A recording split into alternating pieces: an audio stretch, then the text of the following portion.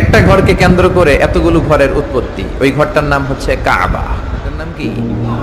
ইত্তাখাযাল্লাহু বাইতান ফিদ দুনিয়া, আল্লাহ দুনিয়াতে একটা ঘর নিলেন, নিজের নামের ঘর, ওইটা বাইতুল্লাহ। কিন্তু আল্লাহ কি ওই ঘরে থাকে? থাকে না। কিন্তু আল্লাহ ঘোষণা দিয়েছেন এটা উনার ঘর। এটা এত বরকতময় ঘর, পৃথিবীর অনেক মানুষের হাত এই ঘরের মধ্যে পড়েছে। ফেরেশতারা প্রথমে এই ঘর তৈরি করেছে। আবার এই ঘরের একেবারে উপরে বাইতুল মামুন নামে একটা ঘর আছে না নাই? আমরা কাবার চারদিকে তাওয়াফ করি, ফেরেশতারা তাওয়াফ করে বাইতুল মামুরের চারপাশে। 70,000 করে ফেরেশতা ঢুকে ইবাদত করে বের হয়ে যায়। Up to the day of judgement, কিয়ামত পর্যন্ত আর কেউ আরেকবার ওই বাইতুল মামুরে ঢোকার সুযোগ পায় না। কোন সুবহানাল্লাহ। তার ঠিক বরাবর নিচে আমাদের কাবা। প্রথমে এই কাবাকে তৈরি করলো ফেরেশতারা, তারপর তৈরি করলো সাইয়েদনা আদম, ওনার হাত লাগলো। সাইয়েদনা নূহ আলাইহিস সালামের সময় এমন প্লাবন হলো, বন্যা, ফ্লাড, ড্রাস্টিক্যালি ফ্লাড, সব ভেঙে চুরে শেষ, কাবাও শেষ।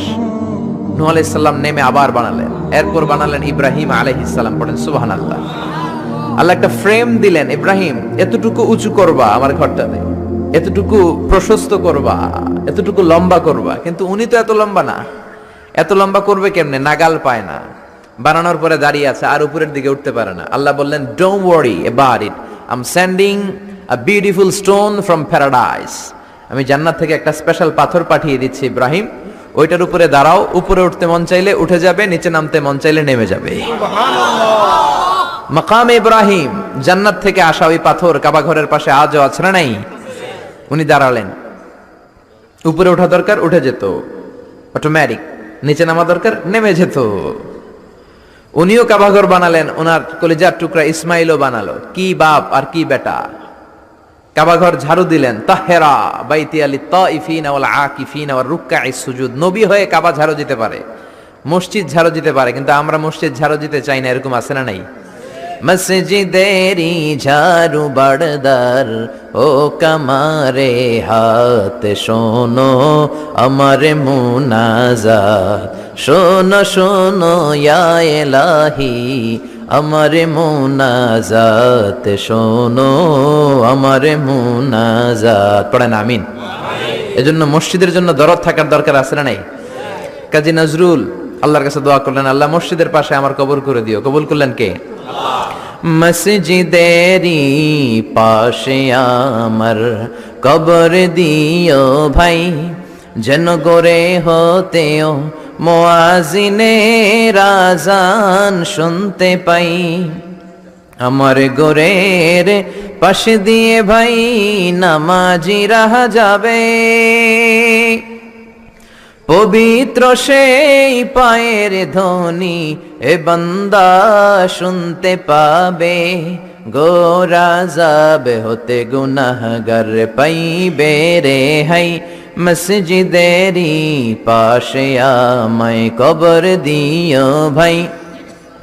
কত মুমিন নামাজি ভাই মসজিদাঙ্গিনাতে, আল্লাহর নামের জিকির করে লুকিয়ে গভীর রাতে। আমি তাদের সাথে ওই আল্লাহর নাম জপতে চাই, আল্লাহর নাম জপতে চাই। পড়েন সবাই, মসজিদেরি পাশে আমায় কবর দিও ভাই। আল্লাহু আকবার। কি কবি ছিলেন? কৃষকের কবি, মজুরের কবি, ধনীর কবি, গরিবের কবি, মুসলমানদের কবি কাজী নজরুল ইসলাম।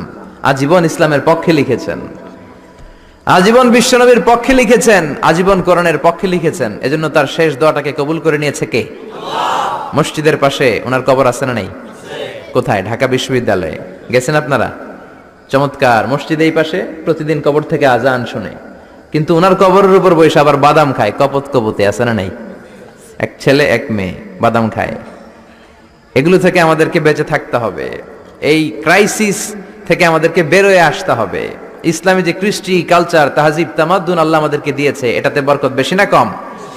সাইয়েদনা ইব্রাহিম বানালেন, ইসমাইল বানালেন, বিশ্বনবী নিজেও বানালেন। বিশ্বনবী নিজেও এই কাবাঘরের নির্মাণ কাজ করেছেন। কাবাঘর যখন ভেঙে গেল, মক্কার কুরাইশরা ডিসাইড করলো আমরা কাবা বানাবো। পাথর লাগবে। কোত্থেকে? ওই জায়গা থেকে পাথর নিয়ে আসবো। সবাই পাথর আনতে শুরু করলো। কোরাইশ ছেলেরা বললো, আমরা বাদ যাবো কেন, আমরাও আনবো। ছোট্ট ছোট্ট বাচ্চারা লুঙ্গি খুলে, লুঙ্গিটার এরকম ভাঁজ করে কাঁধের মধ্যে রেখে এটার উপরে একটা পাথর নিয়ে নিয়ে তারা আনতে লাগলো। সব বাচ্চারা আনে একটা পাথর। কয়টা? আর লুঙ্গি খোলা। লুঙ্গি কি? বিশ্বনবীও ছোট্ট, কিন্তু উনি লুঙ্গি খোলেন না। সুবহানাল্লাহ বলবেন না? উনিও ছোট্ট। ওনার ফ্রেন্ড যারা, ওনার সমবয়সা যারা লুঙ্গি খুইলা এরকম ভাঁজ করছে, ল্যাংটা হইয়া পোলাপান গরমের কালে ল্যাংটা হয়ে পুকুরের মধ্যে ডুবাডুবি আছে না নাই? সব জায়গায় একই সিস্টেম। তো লুঙ্গি ভাঁজ করে এই জায়গায় রেখে সব বাচ্চারা একটা করে পাথর টানে। বিশ্বনবী টানে দুইটা করে। কয়টা করে? কিন্তু পরনের লুঙ্গি পরনে আছে না নাই? লুঙ্গি খোলেন না। এটা তো সাধারণ মানুষ না, এটা অসাধারণ মানুষ। এটা যেন তেন মানব নয়, এটা মহামানব। ঠিক কি না? আপনি ব্রিটিশ মিউজিয়ামে ঢুকবেন, সাদা পাথরের ফলকে লেখা, as a father, as a teacher, as a law giver, as a law maker, as a reformer of the society, as a commander, as a messenger, Muhammad is the superman of the world. সুবহানাল্লাহ বলেন। বিশ্বনবীকে Superman বলা হয়। বুক ফুলে যায় আমাদের, কলিজা ঠান্ডা হয়ে যায়। ঠিক কিনা? বিশ্বনবী দুইটা করে পাথর টানে, ওনার বয়সের বন্ধুরা টানে একটা। বিশ্বনবীর চাচা আবু তালেব বলল, মুহাম্মদ তুমি ছোট্ট মানুষ, তোমার বয়সের ছেলেরা পাথর টানে একটা, তুমি টানো দুইটা। আর সবাই লুঙ্গি খুলে ফেলেছে যাতে কাঁধের মধ্যে ব্যথা না পায়, চোট না পায়। তুমি যেহেতু দুইটা করে পাথর টানো, তুমিও তোমার লুঙ্গি খোলো। খোলো, লুঙ্গি খুলে রাখো। ছোট্ট মানুষ, কি হয়েছে, খোলো না একটু। এরকম মুরব্বীরা অনেকে বলে, কি বলে না, বাংলাদেশে এরকম আছে, মুরব্বীরা বলে, আরে লুঙ্গি খুলবে, এটা সমস্যা নাই, ছোট্ট মানুষ না। এগুলো করবেন না। যত ছোট্ট বাচ্চা হোক, ওর একটা প্রেস্টিজ আছে না নাই? ওর একটা সম্মান আছে না নাই?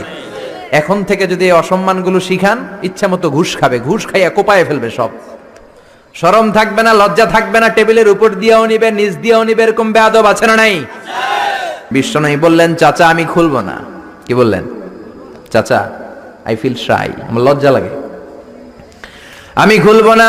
আবু তালেব ছাড়ার পাত্র না। না রে ভাতিজা, ছোট্ট মানুষ, তুই বুঝোস না, তোর কষ্ট হয়। বিশ্বনবী কয়, কষ্ট হয়, তারপরেও খুলবো। এত লাজুক ছিলেন এই লোকটা। কুমারী নারীর চেয়েও বিশ্বনবী বেশি লাজুক ছিলেন। সুবহানাল্লাহ।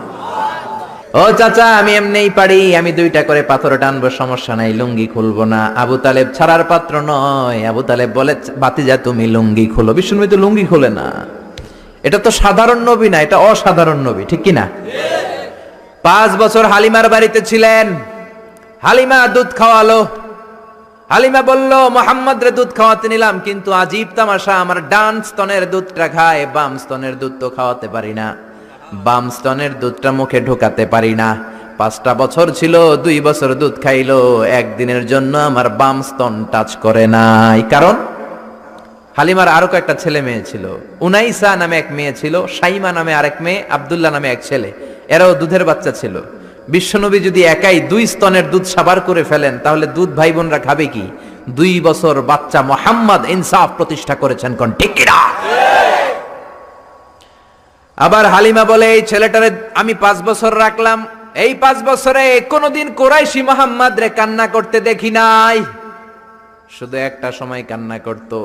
এই ছেলেটা ক্ষুধার অভাবে কাঁদে নাই, ব্যথা পেলে কোনোদিন মুহাম্মদ কাঁদে নাই। শুধু লজ্জাস্থানের জায়গা থেকে কাপড়টা একটু সরে গেলে শিশু মুহাম্মদ কেঁদে উঠত। বিশ্বনবী বললেন, চাচা আমি লুঙ্গি খুলবো না, আমি 2টা নিতে পারবো। আবু তালেব বলল, সমস্যা নাই, খোলো। বিশ্বনবী কয়, না খুলবো না। আবু তালেব বিশ্বনবীর লুঙ্গির গোছায় ধরে টান দিলেন। টান দিতে দেরি হয়ে যায়, বিশ্বনবীর বেহুশ হতে দেরি হয় না। বেহুশ হয়ে পড়ে গেলেন, লুঙ্গি আর খোলা হয় নাই। বিশ্বনবীর লজ্জাস্থান পৃথিবীর কেউ দেখে নাই, চিল্লায় পড়েন আল্লাহু আকবার। এজন্য লজ্জাশীলতা শিখাবেন। লজ্জাশীলতা সব নারীদের ভূষণ।